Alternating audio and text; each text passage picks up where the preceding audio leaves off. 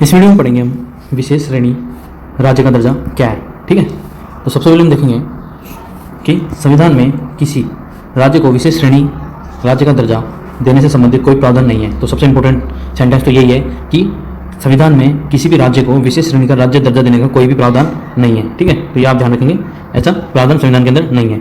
केंद्र सरकार द्वारा अन्य राज्यों की तुलना में प्रतिकूल परिस्थितियों वाले राज्यों को वित्तीय सहायता प्रदान की जाती है। ठीक है, तो जो वित्तीय सहायता प्राप्त करने वाले राज्य हैं उन्हीं को विशेष श्रेणी का राज्य कहा जाता है। ठीक है, तो ये भी आप ध्यान रखेंगे। संविधान में तो ऐसा कुछ प्रावधान नहीं है, लेकिन राज्य जो केंद्र सरकार है वो ऐसा प्रावधान करती है। यह दर्जा भौगोलिक और सामाजिक पिछड़ेपन का सामना कर रहे राज्यों के विकास में सहायता हेतु केंद्र सरकार द्वारा किया गया एक वर्गीकरण है। तो सबसे इंपॉर्टेंट ये केंद्र सरकार द्वारा किया गया एक वर्गीकरण है, तो आप ध्यान रखेंगे। यह वर्गीकरण 1969 में 5वें वित्त आयोग की सिफारिशों के आधार पर किया गया था। तो सबसे इंपॉर्टेंट सेंटेंस ये भी हो जाता है कि ये कब किया गया था, ये 5वें वित्त आयोग की सिफारिशों के आधार पर किया गया था। तो आप ध्यान रखेंगे। ठीक है, उसके बाद यह वर्गीकरण गाडगिल फॉर्मूले के पर आधारित था। कौन से फॉर्मूले पे? गाडगिल। ठीक है, आप ध्यान रखेंगे कौन से फॉर्मूले पर आधारित था ये वर्गीकरण। तो ये गाडगिल फॉर्मूले पर आधारित था, जिसमें विशेष श्रेणी के राज्य के दर्जे के लिए कुछ मानदंड निर्धारित किए गए थे। कौन से फॉर्मूले में? गाडगिल फॉर्मूले में। तो वो मानदंड क्या थे, आइए देखते हैं। तो सबसे पहला, एक पहाड़ी राज्य होना चाहिए, कम जनसंख्या घनत्व और या जनजातीय जनसंख्या का बड़ा हिस्सा उस राज्य के अंदर आता हो। तीसरा है, पड़ोसी देशों के साथ सीमाओं की सामरिक स्थिति होनी चाहिए। आर्थिक और बुनियादी अवसंरचना का पिछड़ापन। ठीक है, और पांचवा है, राज्य वित्त की अव्यवहार्य प्रकृति। ठीक है, तो यह है मानदंड किसी भी राज्य को विशेष श्रेणी का राज्य वर्गीकृत करने के लिए। क्या क्या है? सबसे पहला देखा अपन ने, पहाड़ी क्षेत्र होना चाहिए, कम जनसंख्या घनत्व या जनजातीय जनसंख्या का बड़ा हिस्सा होना चाहिए, पड़ोसी देशों के साथ सीमाओं का सामरिक स्थिति होनी चाहिए, आर्थिक और बुनियादी अवसंरचना का पिछड़ापन, और पांचवा है, राज्य वित्त की अव्यवहार्य प्रकृति। ठीक है, अब उसके बाद देखेंगे कि विशेष श्रेणी का राज्य का दर्जा प्राप्त करने के लिए कुछ प्रमुख दिशा निर्देश। ये अपन ने मानदंड देखें। अब देखते हैं दिशा निर्देश। राज्य खराब बुनियादी ढांचे के साथ आर्थिक रूप से पिछड़ा होना चाहिए। तो सबसे पहला दिशा निर्देश तो ये है कि जो आधारभूत संरचना है उसके साथ आर्थिक रूप से पिछड़ा भी होना चाहिए। दूसरा है, राज्य को पहाड़ी और चुनौतीपूर्ण इलाकों में स्थित होना चाहिए। ठीक है, तो ये सेम से ये मानदंड के अनुसार है। जो पहला मानदंड आपने पढ़ा कि पहाड़ी क्षेत्र होना चाहिए, वैसा ही है, राज्य को पहाड़ी और चुनौतीपूर्ण इलाकों में स्थित होना चाहिए। ठीक है, तो आप ध्यान रखेंगे। उसके बाद है, राज्यों का जनसंख्या घनत्व कम और जनजातीय आबादी अधिक होनी चाहिए। राज्य रणनीतिक रूप से पड़ोसी देशों की सीमाओं के समीप स्थित होना चाहिए। अब ये देखेंगे कि विशेष श्रेणी का राज्य का दर्जा कौन प्रदान करता है। ठीक है, विशेष श्रेणी राज्य का दर्जा प्रदान कौन करता है, तो वो देखते हैं कौन प्रदान करता है। सबसे पहले राष्ट्रीय विकास परिषद। ठीक है, नेशनल डेवलपमेंट काउंसिल द्वारा योजना सहायता के लिए विशेष श्रेणी का दर्जा उन राज्यों को प्रदान किया गया था जिन्हें विशेष रूप से ध्यान दिए जाने की आवश्यकता थी।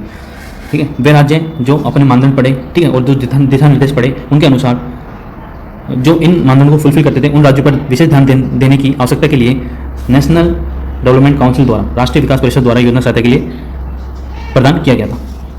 अब ऐसे राज्यों को केंद्र द्वारा विशेष श्रेणी का राज्य दर्जा दिया जाता है। तो ये आप ध्यान रखेंगे कि इसके द्वारा दर्जा दिया जाता है तो केंद्र द्वारा दिया जाता है, तो आप ध्यान रखेंगे। अब विशेष श्रेणी के राज्य को क्या क्या लाभ मिलता है वो देखते हैं। तो सबसे पहले करों में छूट मिलती है, यानी कि जो टैक्सेशन है उसे छूट मिलती है। और अन्य लाभों के अलावा क्या क्या मिलता है, विशेष श्रेणी दर्जा वाले राज्यों के लिए केंद्र प्रायोजित योजनाओं पर कुल व्यय का 90% कौन देता है? सेंट्रल देता है। यानी कोई भी योजना अगर स्टार्ट होती है तो उसमें जितना खर्चा आएगा उसका 90% तो केंद्र देगा और 10% उस राज्य को वहन करना पड़ेगा। ठीक है, तो ये विशेष दर्जा पाने के बाद की स्थिति है। ठीक है, जैसे केंद्र शासित प्रदेशों को दिया जाता है ना, उसी प्रकार तो शेष 10% 0% ब्याज पर ऋण के रूप में दिया जाता है, ऋण के रूप में। ठीक है, तो ये भी आप ध्यान रखेंगे। अब संबंधित चिंताएं क्या है? किसी भी नए राज्य को विशेष दर्जा देने पर विचार करने से अन्य राज्यों की मांगे बढ़ेगी और परिणाम स्वरूप इसे मिलने वाले लाभों में और कमी आएगी। ठीक है, जैसे कि मान लो अरुणाचल प्रदेश को दे दिया तो फिर अरुणाचल प्रदेश के आसपास के राज्य भी बोलेंगे कि हमें भी विशेष राज्य का दर्जा चाहिए, क्योंकि फ्री का पैसा किसको अच्छा नहीं लगता। उसी प्रकार तो ऐसे में तो सेंटर कर्जे में आ जाएगी, तो उससे जो लाभ मिलते हैं विशेष राज्य को वो उसमें कमी आएगी। ठीक है, तो राज्यों के लिए विशेष दर्जा की मांग करना आर्थिक रूप से भी फायदेमंद नहीं है, क्योंकि अगर वो केंद्र पर भी पूरी तरह से निर्भर हो जाएंगे तो वो अपने संसाधनों का उचित प्रयोग नहीं कर पाएंगे। तो इसलिए आर्थिक रूप से ये फायदेमंद नहीं है, क्योंकि वर्तमान व्यवस्था के तहत इसके लाभ काफ़ी कम हैं। इसलिए विशेष समस्याओं का सामना कर रहे राज्यों के लिए विशेष पैकेज की मांग करना बेहतर होगा। मतलब जिस राज्य को वास्तविकता में आवश्यकता है विशेष दर्जा देने की, उसी को अगर विशेष दर्जा दिया जाता है तो उसी को उस प्रकार का लाभ भी मिलेगा। ठीक है, तो इसका कहने का मतलब ये था। अब देखते हैं कि वर्तमान परिदृश्य क्या है। तो 14वें वित्त आयोग द्वारा पूर्वोत्तर और 3 पहाड़ी राज्यों को छोड़कर अन्य राज्यों के लिए विशेष श्रेणी का दर्जा खत्म कर दिया गया है। ठीक है, जैसे 7 सिस्टर्स है, ठीक है, और सिक्किम। तो उनमें से पूर्वोत्तर 7 सिस्टर्स प्लस 3 पहाड़ी राज्यों को छोड़कर अन्य राज्यों के लिए विशेष श्रेणी का दर्जा खत्म कर दिया गया है 14वें वित्त आयोग की सिफारिशों के आधार पर।